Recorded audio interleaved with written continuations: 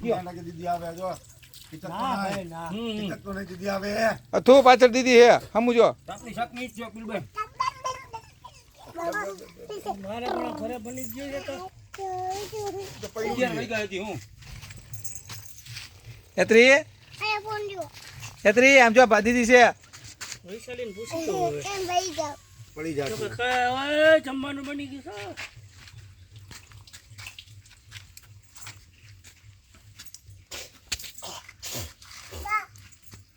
બસ બે જા તું એમાં બે જા નીચે બે જા બસ બે જા ઓકે જમવાનું બની ગયું આમ તો આ પ્રોગ્રામ હતો તો રોકાઈ જાત એમ. તું નો અંબામાં તો હાલો હું જમીને આવીશ હાલે હું શાકભાજી અથવા બાજુ તો બચો ભાઈ ગયો